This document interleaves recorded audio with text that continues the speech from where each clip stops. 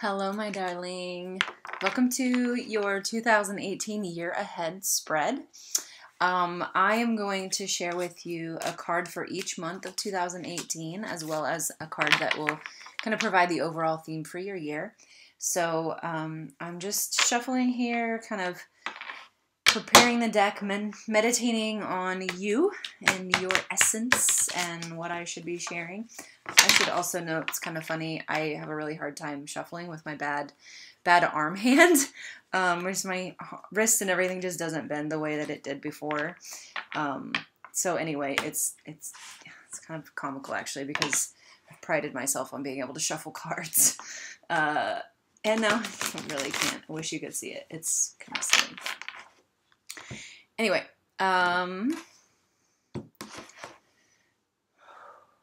get my glass of wine here.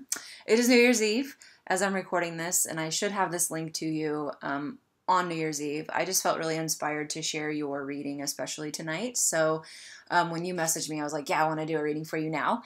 So I'm excited to do that. I'm excited to share this with you. And without further ado, let's get to it.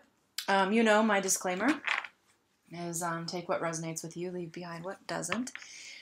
With the year ahead spreads, I also usually recommend that people record these. I don't like to call them predictions, but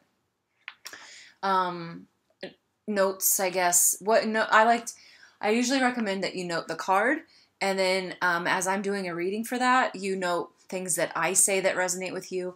But you can also take the cards, and there's all kinds of resources online that help explain kind of generally what the cards mean. I'm doing it from a little bit more of an intuitive side. I don't memorize the meanings of the cards. I know some of the generalizations of what they mean, but really it's so personal. I don't think it's a lot of times not worth memorizing. But that being said, there are a lot of resources online that offer other perspectives and may offer additional layers or different ways of seeing that card, and may give you some other ideas of what that card may mean for you. So, and then in your journal to note what actually, kind of transpired during that month. So to leave a little space for the upcoming months, and then kind of compare notes to see, if you felt prepared, or if you were able to avoid something, or whatever. So, without further ado, let's get to this. All right. January's going to look pretty good here, girl. March, April, May, June, July, August, September. A lot of cards in reverse here. October,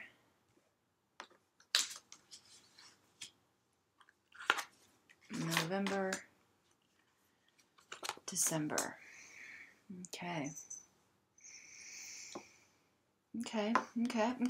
All right, and then your theme card. Cool. So,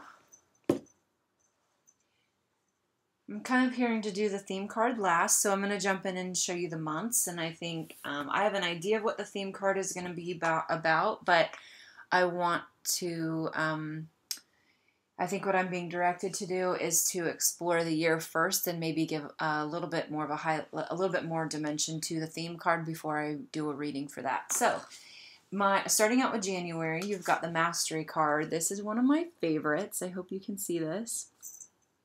The lighting, I'm so sorry. The lighting is horrible. Okay, there we go. So the Mastery card, Major Arcana, number 7, in at the bottom there you'll see number 7. In numerology, 7 is our spiritual year. So I'm not sure if you're familiar with numerology, but essentially all of time goes in 9-year cycles according to numerology, with 1 through 9, with each year having a theme to it. And when we go through year 7, in our personal lives, year 7 is spiritual pursuit.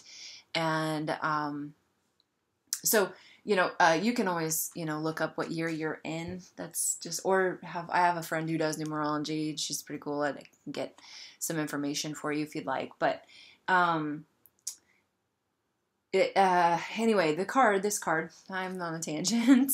This card, being a mastery card, what I love about this card is, it's got the 4 elements. It's got the, sorry, hard to do this backwards. Okay, so it's got the fire element over here, earth, sky, and water.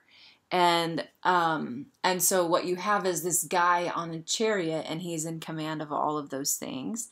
So this is a really powerful card, with it being a major arcana, as well as it being the mastery card. January is going to be a really good month. There's very much a sense of empowerment, a sense of mastery, which is but mastery meaning you have things under control, and there's a sense of things being under control, but also being at the top of your game. So really being that forerunner, being that CEO, that executive, the person who commands direction, who commands activity, who commands the things put in front of you, with the things put in your hands to work. You'll have command over those in January. The flip side of that is it may not feel like it. And so there's an invitation here to summon the energy of this horse master, of this charioteer, to really embody that even when you don't sense it from the outside world. I think this is more of an invitation to own that inside and then exude that on the external world. 7 of Pentacles is February, and this is in reverse. So when it's right side up, it's, you see this guy is really working hard. He is sweating profusely. Pentacles generally correlate with earth elements, and so this is a guy literally working himself to the bone or to the grave. The nice thing is it's in reverse for you, which means it's the opposite. February is going to be work with ease. It's going to be, it's an invitation again to not see work as this burden that you have to carry and stress over and sweat. It's literally going to be no sweat. Work is going to be no sweat in February. March is the close. We have another major arcana card, and this is 8. In numerology, the 8 year is year of abundance. Something to think about. On a little side note of that, it does not always mean financial abundance. My 8 year was actually this year, 2017. And for me, it was an abundance of lessons, an abundance of drama, an abundance of trauma. Abundance can be anything. So anyway, the close is kind of the end. It's the end card. With it in reverse for you, I think what this means is it's not the end. We're going to be really focusing on beginnings here, but it's an Arcana card, so it is a much more powerful message than, say, like the Ace of Pentacles, or Ace of Swords, any of those aces that can also signify beginnings. I think this is going to be a significant beginning for you.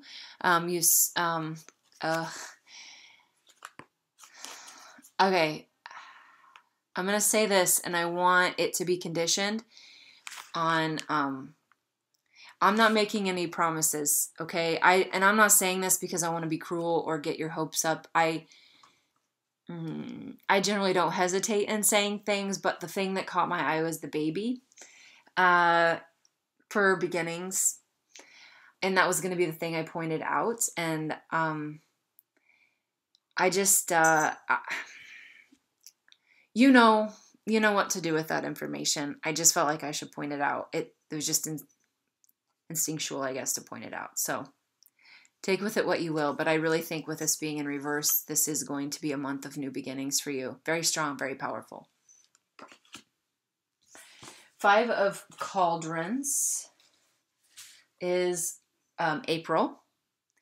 And This has come up for a lot of my folks within these readings. So 5 of Cauldrons, you got your cups here, and those generally signify emotion. That's kind of the cups or the cauldrons element that they relate to.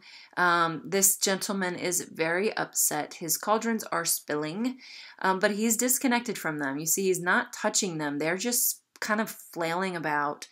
And then you've got that child in the background holding one of them. And so I'm getting the sense with this that this is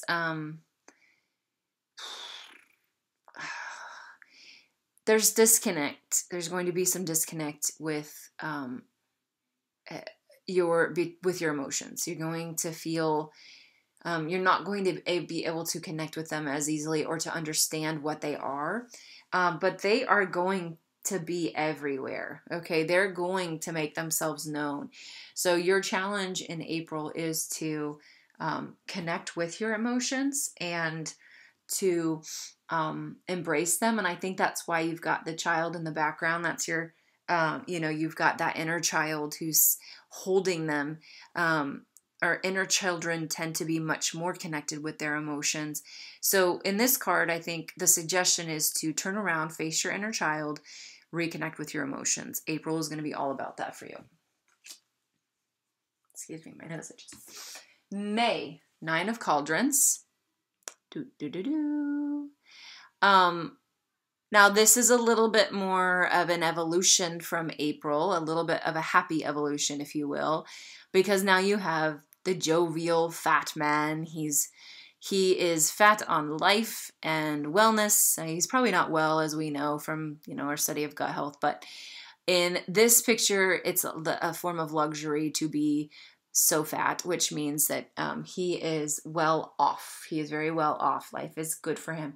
And he's got his cauldron. She's got hers. They're connecting with their emotions. All of their cups are sitting upright, which means to me, shows me that there's a little bit more of a balance and an equality with emotions at this time. And the emotions may be overwhelmingly happy and celebratory, which is exciting. That's going to be an exciting evolution for May. June is the Page of Pentacles in reverse. So we'll flip this right side up. The Page of Pentacles is, again, connected to the earth as the pentacles. So very earthy, down to earth is the word that's coming to mind. The interesting thing about the page, so pages are kind of the youth of the deck. They're like the jacks, I guess, where it's like, I've always looked at the jacks as kind of the prince of the king and queen. And so is like the child of the king and queen. And that's how I see the page. Like pages are usually the juveniles who are in their teens, their adolescents, that work for the court. They send messages, they saddle horses, they do all those things.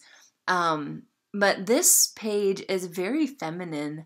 We can see the features of his face. If you put a dress on that person can be a woman. So what I find interesting, and this was in reverse, is, and he even has flowers. So there's some I wouldn't say gender confusion, because I don't think this character is confused. I think that this character is a representation of the feminine and the masculine coexisting with one another, not just existing side by side, but actually becoming one. And so I think with it being in reverse, there's going to be some struggle between the masculine and the feminine sides of you. They are trying to unite. They are trying to coexist. To even they are trying to create this expression where they both get to be shown in the light. And but you got to right the ship on this one. You got to get this card upright, and to do that, it just means that you need to lay down arms and release the struggle. Okay, that was June. May is the Queen of Pentacles. All right. So, to me, this is very fitting. If you embrace the challenge of June, I said May, didn't I? This is July. I don't know my months. June, February, March, April, May, June. July, thank you. July is the Queen of Pentacles. And here, I want to put them side by side because you see, you can tell they're related. To me, the Queen in this situation is an evolution of the page. You know, she's got her hair grown out.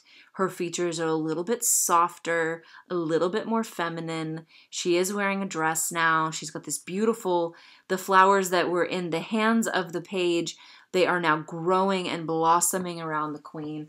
I think this is a good sign that you will embrace the challenges that June has to present for you and grow into this beautiful character, this queen, this regal woman who is confident and able to accept all the facets of her, regardless of their gender association, whether they're masculine or feminine, being able to just say that this is who I am, I'm proud of it, and then allow your beauty to shine forth as it is, without manipulation, denial, any of those things.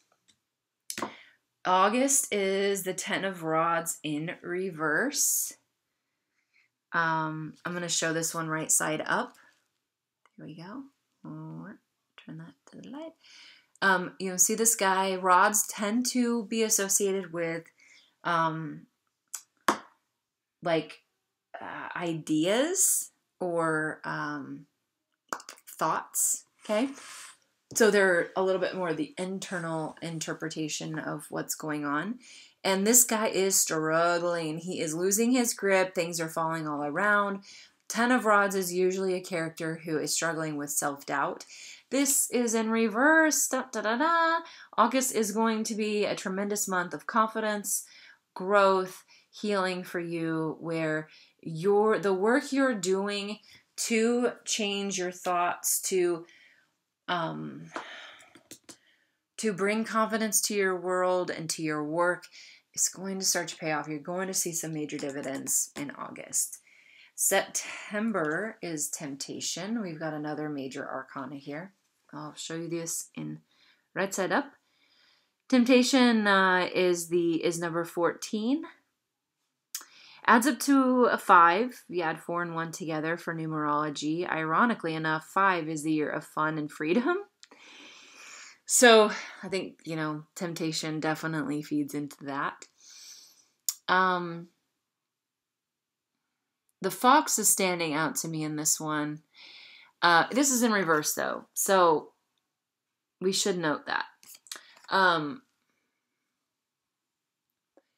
Yeah, I'm getting like, you're going to be strong. Like you may be presented with some things that in the past would have tempted you, whether that's self-doubt or a relationship or a work situation or, just anything that would have been a struggle for you to turn down and walk away from.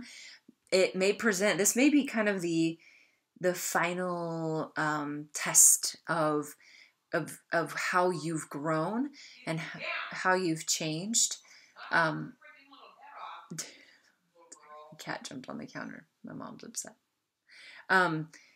It's going to maybe be a final kind of like that final scene at the end of the video game where you really get to show off your skills. And I would encourage you to look at it that way, that this is you showing off how you've learned and how you've grown, as opposed to you being, as opposed to this happening all over again. Okay, because it may feel like that, but I want to remind you that you've grown a lot and learned a lot, and in September you may get that opportunity to prove yourself.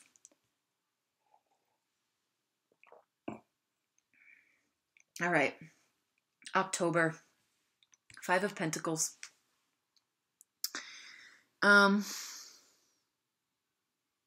Five of Pentacles is hard. I mean, these people, they're, they're pretty sad. They're damaged. They're wounded. The one is covering its face. They've got shabby clothes. There's a sense of shame for her, a sense of dejectedness for him.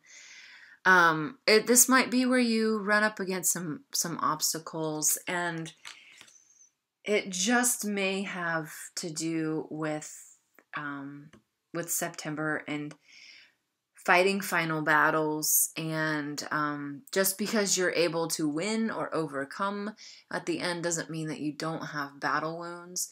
So, if it's a showdown between you and that person that, gosh, you just always loved them, but you just can't handle their bullshit anymore and it's time to walk away, it's okay to be both, like the victor in this scenario, but also the wounded battleman. Justine's the permission of the and, right? Like, you have permission to be both successful and not defeated, because you are not going to be defeated in that sense, but to be battle scarred, to be battle weary. So take some time in October, lick your wounds, rest yourself, and maybe don't do even a whole lot of reflecting at this point. Just comfort yourself, give yourself what you need. November is the Knight of Swords. Much stronger character. Swords are tied in with words. You can see that in the even swords word. Words. You're gonna be doing well. Like, you're going to be I get the, you heard that phrase, double-edged sword. Like, no matter which direction you swing it, a sword is going to cut. Right? So you're going to be wielding this sword that from every direction, you're going to be making cuts. Like, and potentially it's going to need to come through communication. So this may not just be that you unfriend someone on Facebook. This may very well be that you sit down and tell them why you're unfriending them. Or you draw that boundary, but you use your words to do so, to be very clear and explicit with someone. Maybe you use your words to quit your job. I don't know. That just came to mind. You're bringing up some stuff here I feel really uncomfortable sharing. I mean, you're not bringing it up, but it's coming up for you. I only feel uncomfortable because I like to give advice in the sense of empowering someone, to encourage them to journal or to do these things. It's hard for me when I get like a specific message like that. That's like, oh, you might use your words to quit your job, because I don't want to tell you what to do. So I know that you know that, but that's kind of my disclaimer. I am not telling you to quit your job. I just threw that in there. All right, December, last month of 2018, we've got the Four of Swords. And this chica, is a little bit more judicial with her sword. She does not need to be as fierce. But I do think what's interesting is she is clearly boundaried by them now. So her words, the words and the things that you've done or used in November have set you up for success. She is now she's in her castle. She is safe and secure.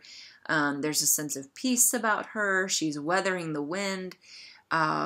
The boundaries you've put in place in November are going to serve you well in December. Whatever, come what may. Well, I was hoping to get a little bit more enlightenment about the Five of Rods, but I will just go ahead and share whatever comes up. Here's your theme card for the year of 2018, and this is the Five of Rods. This is the one you may especially do a little bit more research on, as it's covering the entire year, and it's something that will that weaves its way in and out of each month of the year. So again, rods tend to be ideas or beliefs or thoughts, kind of all in that category. This is an interesting one, as you'll see.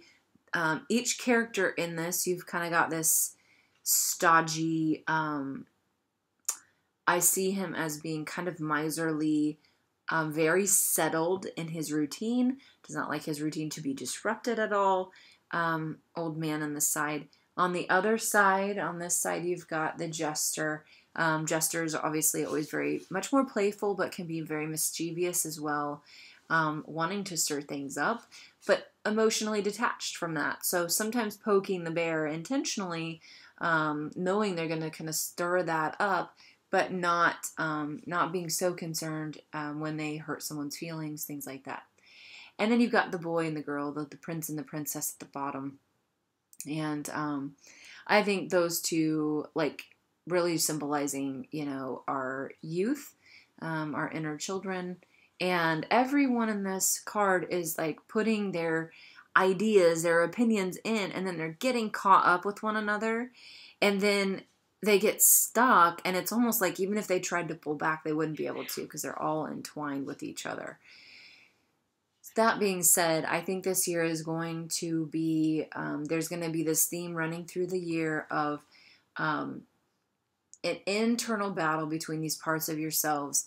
The part that's trying to shake things up and have fun, the part that wants to be very stable and not stray from the path, and then the two children who are just trying to figure out what life means. They don't quite understand socially what's happening. They've got all these changes happening to their body, lots and lots of confusion, and at the same time this like youthful exuberance, right? Like very naive. Everything is interesting, fascinating. The world is at your fingertips and can be anything you want it to be. So noticing, I think it'll be important for you through the year to notice where your thoughts, ideas, opinions are coming from, and judgments even. I'm getting judgments as well. Notice what the source of those is, what part of you they're coming from. And there's a really simple way to do that. You can just simply say, who's saying this? I hear you. I hear that you're frustrated, upset, angry, whatever. Who's saying this? Who's speaking? And just trust what comes up, okay? If it's like you get a flash of a memory from 7th grade, explore that, all right? Trust that it's your 7th grade self wanting to say something. There's something there. So, a lot, and this is a good place to sit with journal and pen and paper and say who's speaking and just write down what you get. Okay, what do you want to say? Write down what you get, and then reflect on that. Maybe touch base with people you can trust who knew you then. Hey, did something happen when I was in 7th grade that I don't remember or that I'm not aware of or whatever? Explore that. Let this year be a part of that space. And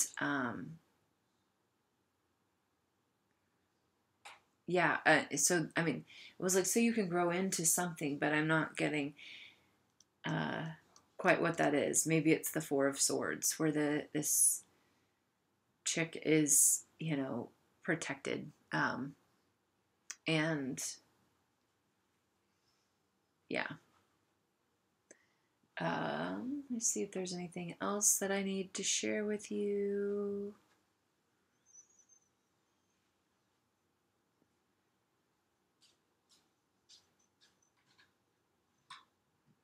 Nope, I'm not getting anything. So, have a wonderful new year. I am looking forward to meeting you at some point in 2018. And I love you, and I hope that this serves you well and that you are able to have a sense of peace that with what 2018 is going to bring to you and what you can bring to it and to yourself. Blessings to you, my friend. Bye.